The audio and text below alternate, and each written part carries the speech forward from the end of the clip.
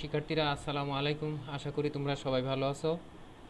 আমিও ভালো আছি। আজকের ক্লাসে তোমাদের সবাইকে স্বাগতম। আজকের প্রথমে শিক্ষক পরিচিতি। আমি মোহাম্মদ রবিউল ইসলাম, প্রভাষক হিসাব বিজ্ঞান, Majid Jarina foundation school and college, Naria, Shariatpur.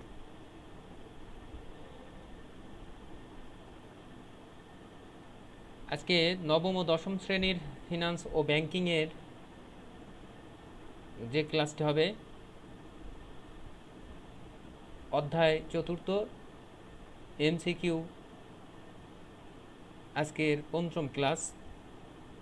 অধ্যায় 4-এ আছে ঝুঁকি ও অনিশ্চয়তা। ঝুঁকি ও অনিশ্চয়তা যেটি ফাইন্যান্স অ্যান্ড ব্যাংকিংয়ের চতুর্থ অধ্যায়ের ফাইন্যান্স অংশ।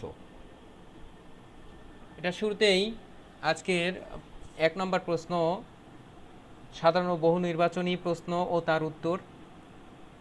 1, সবচেয়ে ঝুঁকিপূর্ণ বিনিয়োগ ক্ষেত্র কোনটি? সবচেয়ে ঝুঁকিপূর্ণ বিনিয়োগ ক্ষেত্র কোনটি?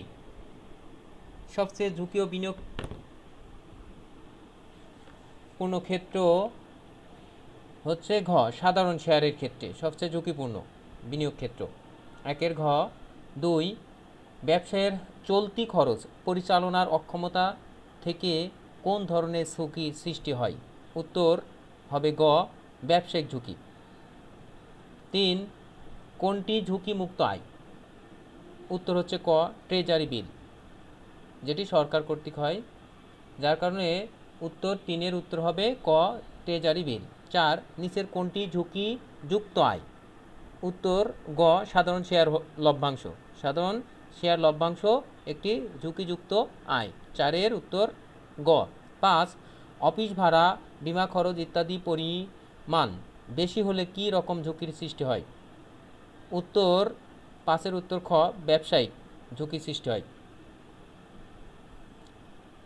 6, ট্রেজারি বন্ড থেকে প্রাপ্ত আয়কে ঝুঁকিমুক্ত আয় বলা হয় কেন? 6-এর উত্তর গ, নির্দিষ্ট আয় থাকায় এটি ঝুঁকিমুক্ত আয় বলা হয়। 6-এর উত্তর গ। 7, ব্যবসায়িক ঝুঁকি এড়াতে চাইলে কি করা উচিত? 7-এর উত্তর যেটি হবে ঘ, আয়ের স্থিতিশীলতা নিশ্চিত করা। আয়ের স্থিতিশীলতা নিশ্চিত করা। তারপরে 8, উৎপাদনের উপকরণের মূল্য পরিবর্তনের ফলে কোন ধরনের ঝুঁকি সৃষ্টি হয়? 8-এর উত্তর গ, ব্যবসায়িক ঝুঁকি। 8-এর উত্তর গ, যেটি ব্যবসায়িক ঝুঁকি। 9, কোন ক্ষেত্রে ব্যবসায় প্রতিষ্ঠানের ঝুঁকির তাৎপর্যপূর্ণ ভূমিকা রয়েছে? 9-এর উত্তর হবে ক, সিদ্ধান্ত গ্রহণের ক্ষেত্রে তাৎপর্যের ভূমিকা রয়েছে। 10, ঋণ পরিশোধের অক্ষমতা থেকে কোন ঝুঁকির সৃষ্টি হয়? ঋণ পরিশোধের অক্ষমতা থেকে কোন ধরনের ঝুঁকির সৃষ্টি হয়? এটা আর্থিক ঝুঁকি।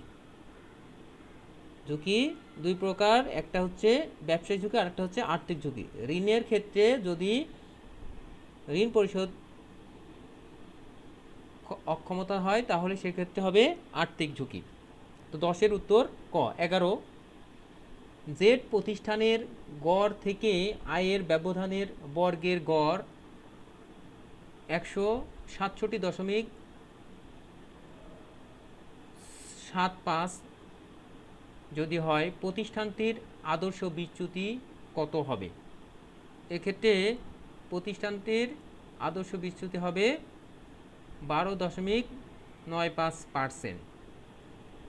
গড় থেকে আয়ের ব্যবধান নির্ণয়ের ক্ষেত্রে এটা যে সূত্র আছে আদর্শ বিচ্যুতি, সেটি প্রয়োগ করে এখানে অঙ্কটি করা হয়েছে। তাহলে 11 উত্তর হবে ক, কারণ এটাই যদি রুট করা হয় তাহলে আসে 12.95%। 11 উত্তর ক। 12, কোনটির জন্য তারল্য ঝুঁকি সৃষ্টি হয়? 12-এর উত্তর খ, ঋণ মূলধন ব্যবহারের ক্ষেত্রে ঋণ মূলধন ব্যবহারের জন্য তারল্য ঝুঁকি সৃষ্টি হয়। 12-এর উত্তর খ। 13, কোনটি ঝুঁকিযুক্ত বিনিয়োগের উৎস? 13-এর উত্তর ঘ, সাধারণ শেয়ার। কোনটি ঝুঁকিযুক্ত বিনিয়োগের উৎস? 13 উত্তর ঘ সাধারণ শেয়ার। 14 অনিশ্চয়তার যে অংশটুকু পরিমাপ করা যায় তাকে কি বলে? আমরা জানি সবাই এটি ঝুঁকি। যে অনিশ্চয়তার যে অংশটুকু পরিমাপ করা যায় তাকে কি বলে? ঝুঁকি বলে। 14 উত্তর ক।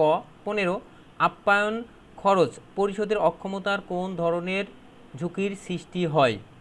এটি হচ্ছে ব্যবসায়িক ঝুঁকি। অর্থাৎ পরিচালন যেই সকল ব্যয় অর্থাৎ আপ্যায়ন খরচ, বেতন খরচ, ভাড়া ইত্যাদি এই জাতীয় যদি পরিশোধ করতে অক্ষমতা হয় তাহলে সেটা হবে ব্যবসায়িক ঝুঁকি। 15 উত্তর ঘ। 16 কোনটি ঝুঁকিযুক্ত বিনিয়োগ? কোনটি ঝুঁকিযুক্ত বিনিয়োগ? 16 উত্তর ঘ বন্ড। 16 উত্তর হবে ঘ বন্ড। 17 প্রত্যাশিত আয়ের তুলনায় প্রকৃত আয় বেশি হলে কি সৃষ্টি হতে পারে? 17 প্রত্যাশিত আয়ের তুলনায় প্রকৃত আয় বেশি হলে কি সৃষ্টি হতে পারে? ঝুঁকি। 17 উত্তর ক। 18 ঝুঁকি ব্যবস্থাপনার জন্য কি খুঁজে বের করা জরুরি? ঝুঁকি ব্যবস্থাপনার জন্য কি খুঁজে বের করা জরুরি? 18 উত্তর ক ঝুঁকির উৎস ও শ্রেণী। ঝুঁকির উৎস ও শ্রেণী বের করা প্রয়োজন বা জরুরি। 19 অনিশ্চয়তার পরিমাপযোগ্য অংশকে কি বলে? অনিশ্চয়তার পরিমাপযোগ্য অংশকে ঝুঁকি বলে। 19-এর উত্তর গ। 20 আর্থিক ঝুঁকি সৃষ্টি হয় কিভাবে? আর্থিক ঝুঁকি সৃষ্টি হয় কিভাবে? আর্থিক ঝুঁকি সৃষ্টি হয় দায় পরিশোধের অক্ষমতা থেকে। 20-এর উত্তর আছে ক দায় পরিশোধের অক্ষমতা থেকে আর্থিক ঝুঁকির সৃষ্টি হয়। 21 কোম্পানির দেউলিয়া হয় কি কারণে? 21 কোম্পানি দেউলিয়া হয় কি কারণে? উত্তর আছে ঘতে দায় পরিশোধে ব্যর্থ হলে। দায় পরিশোধে ব্যর্থ হলে কোম্পানি দেউলিয়া ঘোষিত হয়। 21-এর উত্তর ঘ। 22 প্রত্যাশিত আয় ও প্রকৃত আয়ের বিচ্যুতি থেকে কি পরিমাপ করা হয়? প্রত্যাশিত আয় ও প্রকৃত আয়ের বিচ্যুতি থেকে ঝুঁকি পরিমাপ করা হয়। 22-এর উত্তর খ। 23 আদর্শ বিচ্যুতির সঠিক সূত্র কোনটি? আমরা এই সূত্রটি জানি, চতুর্থ অধ্যায়ে একটি মাত্র অঙ্ক আসে তোমাদের যে সূত্রের মাধ্যমে, সেটি আছে ঘতে, যে রুট ওভার সামেশন আয় হার মাইনাস গড় হার whole square minus by divided n minus 1। 23-এর উত্তর ঘ। 24 আদর্শ বিচ্যুতি কোন ধরনের পদ্ধতি? আদর্শ বিচ্যুতি পরিসাংখ্যানিক পদ্ধতি। আদর্শ বিচ্যুতি একটি কি? পরিসাংখ্যানিক পদ্ধতি। 24-এর উত্তর ঘ। 25-এ যে এখানে বছর দেওয়া আছে প্রথম, দ্বিতীয়, তৃতীয় ও আয় হার দেওয়া আছে 10%, 13%, আর 16%। উপরের সারণীর আলোকে গড় আয় কত হবে? উত্তর 13%।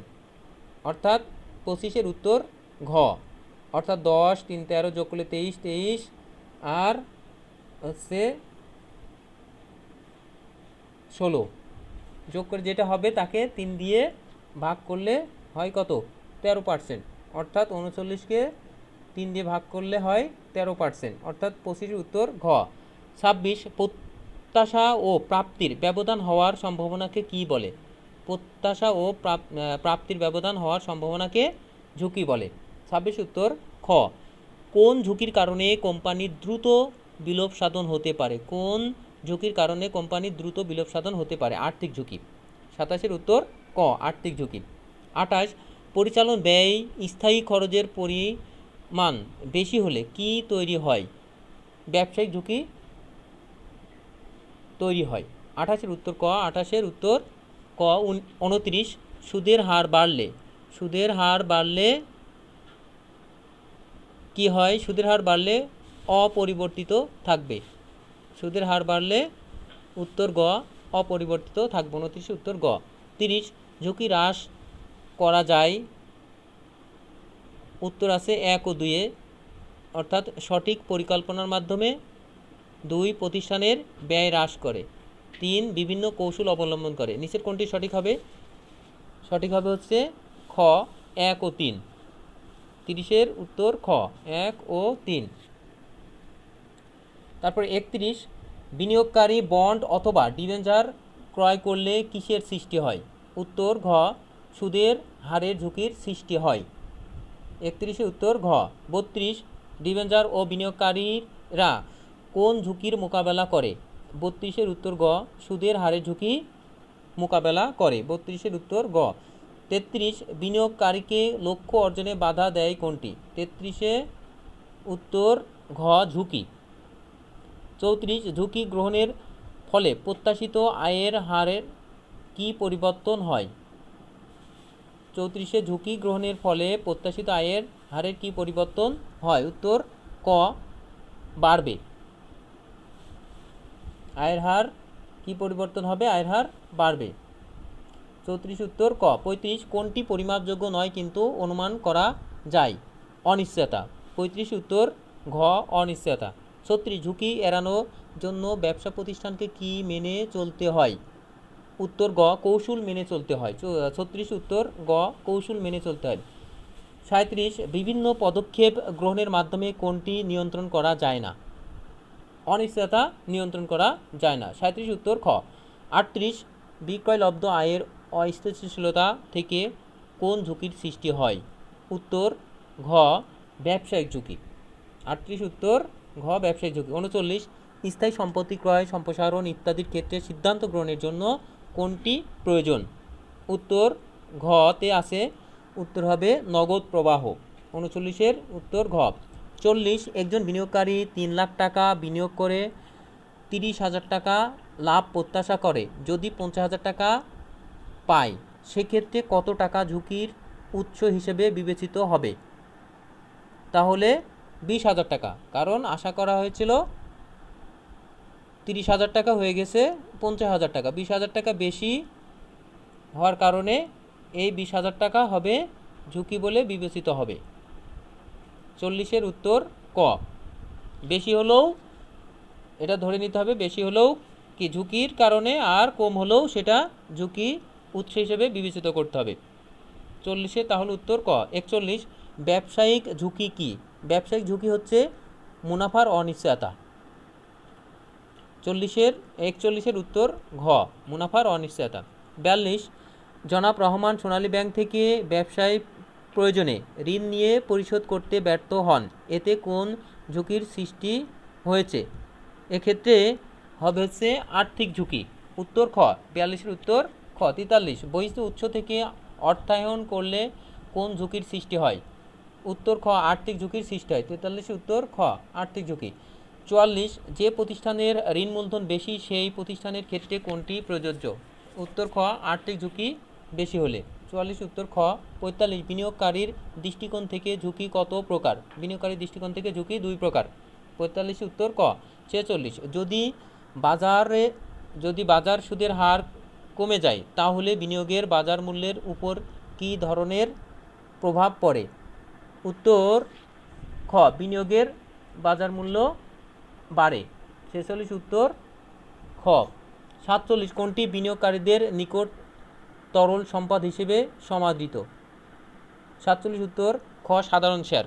47 উত্তর খ সাধারণ শেয়ার। 48 কোনটি তারল্য ঝুঁকির সবচেয়ে কম? কোনটির তারল্য ঝুঁকি সবচেয়ে কম? 48 উত্তর ঘ শেয়ার। 49 পরিকল্পনা অনুযায়ী সম্ভাব্য ঘটনার বিচার বিশ্লেষণ করে ব্যবস্থা নিলে কি থেকে বাঁচা যায়?